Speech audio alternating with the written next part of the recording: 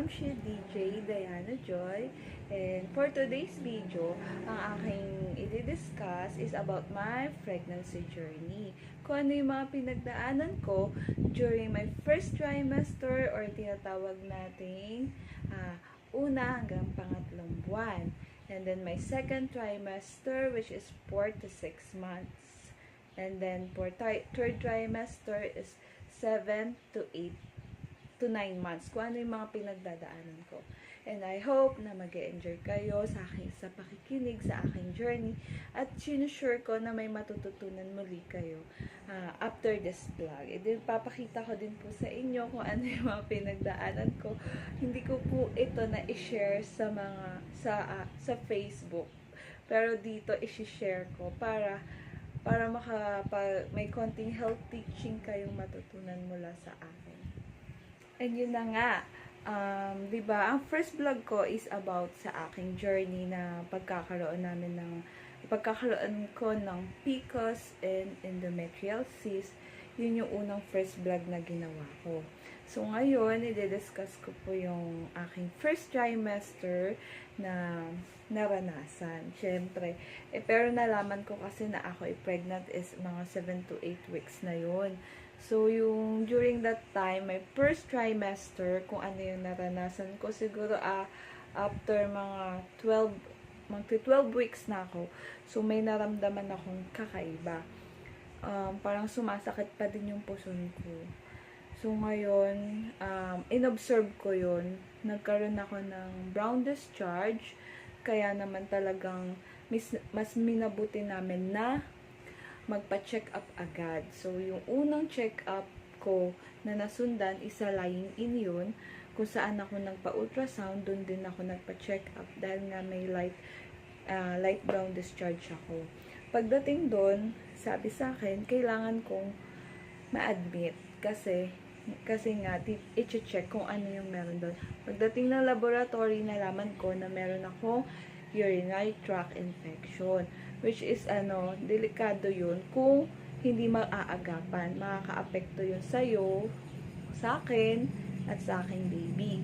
So, mas maigi na kami talagang nagpa-admit ng araw na yun para ma-sure ko na maging okay ang lahat at walang maging problem. Yun nga, na bed rest ako sa lying in ng 2 days. So, pagkapangatlong araw, nakalabas din kami.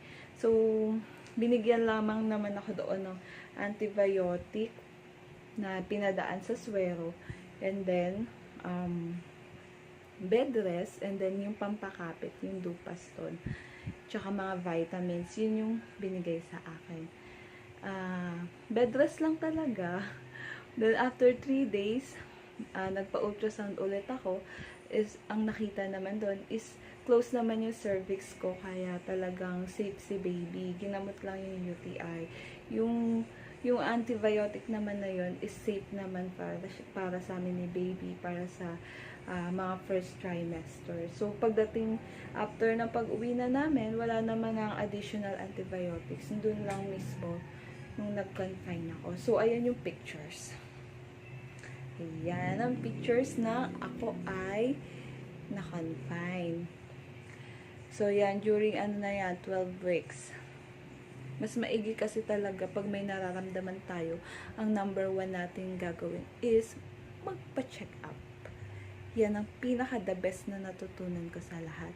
So, after nun, pag uwi ko nga sa bahay, ayan na, bed rest lang ako. Nasa bed lang ako for 2 to 3 weeks. Pero, syempre, tumatayo-tayo din naman ako. So, nag-provide na lang kami ang advice sa akin is yung magkaroon ka ng arenola dun sa higaan mo para hindi ka na yung balik-balik sa labas. Para bed rest ka nga talaga. So, yun, pinrovide naman sa akin ng husband ko yung mga pagkain ko na talagang alagang-alaga ako kasi naranasan niya mapagod siya sa hospital. Nagbantay siya sa akin doon for 2 nights. And then, hindi niya talaga ako iniwan. Kaya sobrang appreciate ko yung mga hakbang na ginagawa niya during nalaman niya na buntis ako. So, yun, nag-start na kami na maalagaan ng maigi. Lalo na dalawa na kami, si baby at ako. Ayun nga. So, sa pagdating naman sa bahay, ang ginagawa ko lang is manood ng TV or mag-cellphone paminsan-minsan. Mas minaigi ko na sundin yung payo na mag-bed rest. Kilos ka man, konti lang, pero back to bed na naman. After mga 2 to 3 weeks, dun na nag-start na nagkikilos na ako. Yung usually routine ko, paunti-unti ko na siyang ginagawa. So, wala naman ako naranasan na lihi-lihi na masyadong maselan sa pagkain. Wala namang ganon. Siguro yung, at saka pagsusuka, hindi ko din naranasan yung pagsusuka sa loob ng 3 months. Wala naman akong ganun. Bali, ang pang-amoy ko lang, ayaw ko ng mga usok, yung amoy usok, tsaka mga piniprito. Yun lang, nagtatakip ako ng ilong pag pupunta ako sa kitchen. Kasi talagang parang hindi ko feel. Pero, hindi naman ako nagsuka. Just binalik ko din yung pagkain ko ng masasarap na pagkain na healthy. Pero, syempre, tayo, bilang buntis, ako, ang naranasan ko, magana ako kumain. Kaya patikim-tikim pa rin ako ng sweets. Pero yun nga, bawal nga talaga mag-sweet. Lalo na pag ikaw ay buntis kasi hindi maganda yun sa katawan na masosobrahan tayo ng sugar. At yun nga, sa 3rd trimester ko, ikikwento ko sa inyo. Okay. And then, yun, wala naman masyadong ganap ng 1st trimester. Yun nga lang yung nagka-UTI ako. Tapos wala naman masyadong hirap sa pagtulog. Wala naman ganun. Ngayon, dito na tayo sa 2nd trimester ko, which is 4 to 6 months. Yung sa loob ng 4 to 6 months na yun, nabalik na ako sa routine kong gawain. Every morning, konting ayos-ayos sa kwarto, and then pumupunta na ako sa tindahan ko. Doon ako nag-i-stay sa maghapon. Wala naman ako masyadong complain na nararamdaman.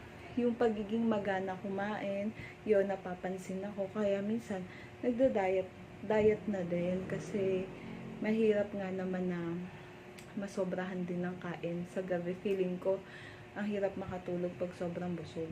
Kaya yun, medyo nababantayan din ako ng husband ko at saka ng aking biyanan sa mga kinakain ko. Tsaka yung mother ko, nagpapadala ng mga pagkain na puro gulay talaga. Yun, pero syempre dahil nagawian ko noon yung masasarap na pagkain, may patikim-tikim pa rin ako mga snacks minsan. Syempre hindi maiwasan yun kasi pag buntis ka nga pala, talagang nakakagutom. Hinahanap-hanap mo yung mga pagkain na talagang nais ng panlasa. Ayun nga. Tapos, syempre, dumaan yung Pasko tsaka New Year, hindi ko naman pinalampas yun. Kumain din ako ng masasarap na pagkain nung time na yun. Sabi ko kasi sa sarili ko, one day lang naman yun. Tapos kinabukasan, laylo na sa pagkain. Kaya tinitikman-tikman ko rin yung mga masasarap at saka yung mga sweets na pagkain during ng aking 2nd trimester. So, maingat, syempre dapat maging maingat lang din tayo sa pagkikilos natin na dapat marahan tayo sa paglalakad para iwas aksidente or anuman. Yun nga, tuloy-tuloy pa din yung check-up ko noon sa lying-in hanggang 5 months ako. Pero, nag-iisip na kasi kami ng husband ko kung saan ako manganganak talaga. At talagang napag-decidean namin na dapat sa hospital. So, may napili kaming hospital sa Manila kung saan doon kailangan bago ka magpa-check up, kailangan mo magpa-schedule. So, yun, nagpa-schedule kami dun sa public hospital para sa check-up ko. Kaya bago ako mag 6 month, nag-start na ako magpa-check up doon. Schedule, wait ka lang ng text. Sakto naman yun. Tapos, meron din kaming kakilala doon. Kaya, medyo na-i-process agad na maka-enter kami. And then, yun, during my check-up, pinakita ko yung mga previous laboratories ko, tsaka ultrasounds. Tapos, nagbigay sila ng bagong request para sa blood test, and then sa ultrasounds. So, binigyan lang ako ng schedule kung kailan babalik para sa test. Ngayon, during pagpasok ng aking third trimester, di ba, nandun na ako, nakapagpa-laboratory na rin ako, nag-fasting din ako, kasi yun ang requirements para makita kung ano yung pagbabasihan ng mga OB doctors. So, nalaman doon sa aking laboratory na mataas ang aking sugar. Hindi naman siya sobrang taas, pero lumampas lang kasi siya. Tawag dito, parang kinonsider na pre-diabetic. Kumbaga, gestational diabetes ang tawag doon sa mga mami na sobrang tataas ng blood sugar kahit wala pang kain. So, nung time na yun kasi, medyo napadami yung kain ko bago ko mag-fasting. So hindi pa siya natunaw agad. Nung nagkuhaan ako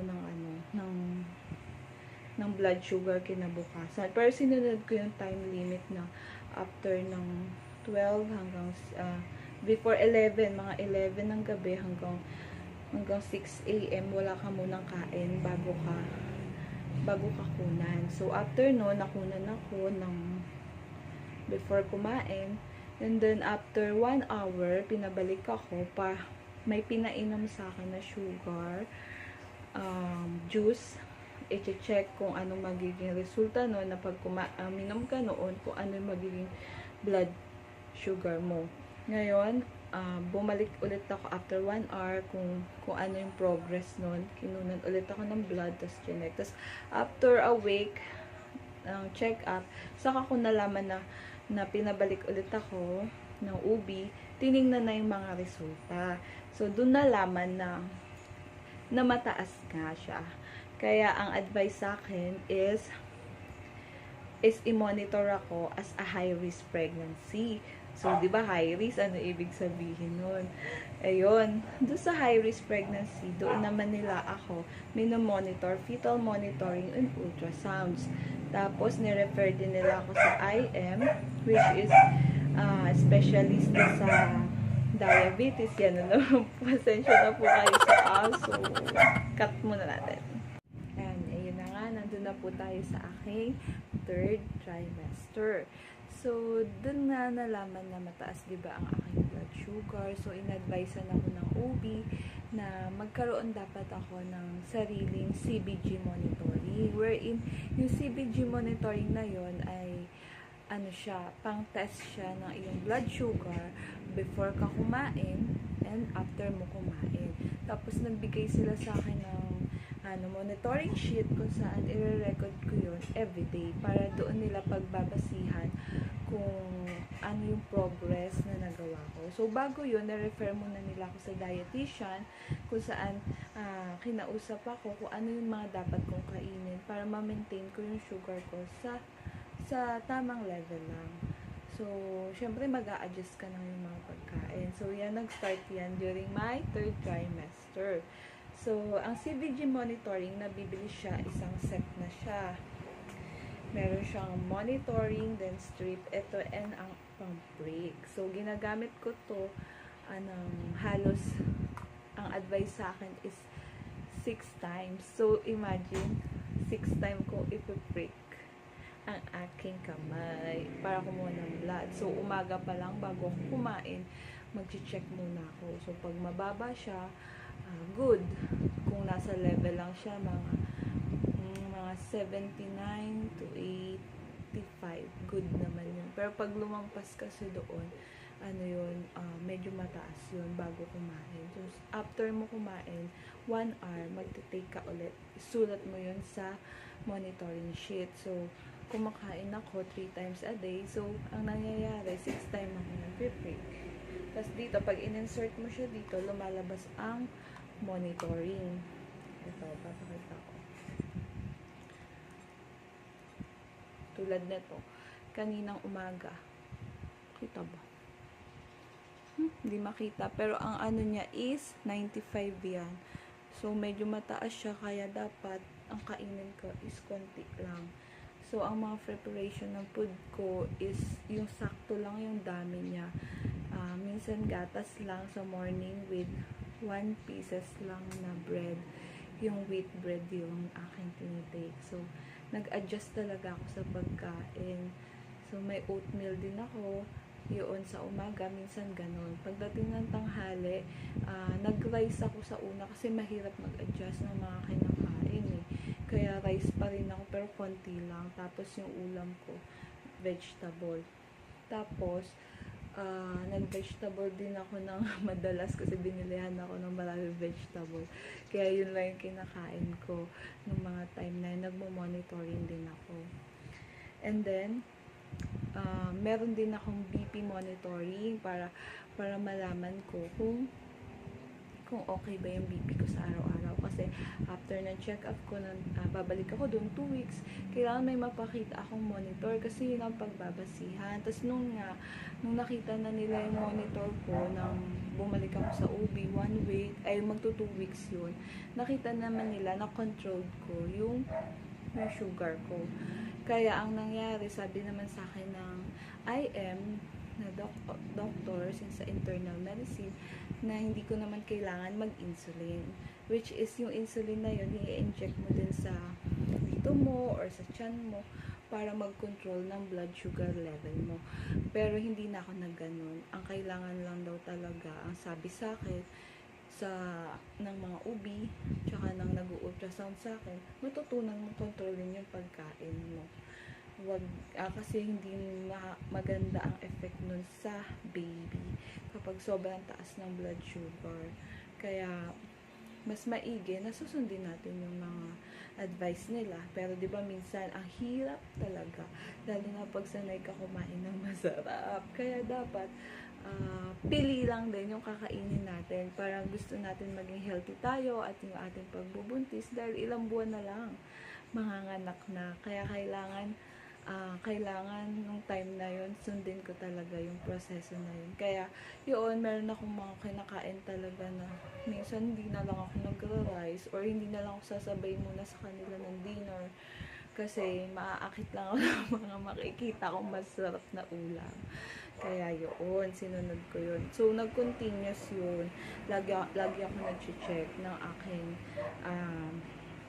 blood sugar level tuwing kumakain. So, siyempre medyo masakit. Kaya, dapat alternate. Dito naman, sa kabila. Yun. Paggamit na ito, madali lang naman siya. So, lilinisin mo muna yung kamay mo kung saan mo ipiprick. Tapos, gamitin mo alcohol.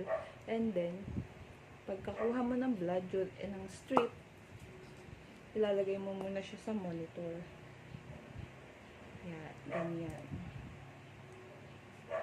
Ay, bala. Yan. Saka mo, pag na-prick mo na nito, saka mo kukunin yung blood. Yan, gamitan mo na ng alcohol. Tapos yung lalabas naman siya.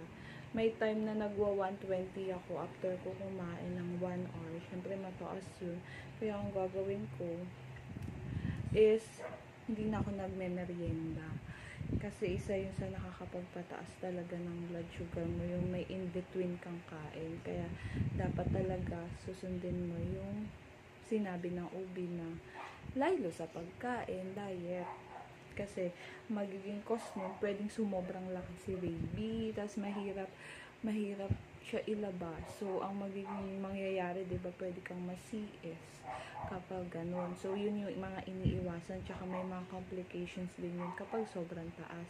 Ang kagandahan lang, dahil namomonitor ko siya at tawag dito, namomonitor and nakokontrol ko siya, hindi ko na siya kailangan mag-insulin.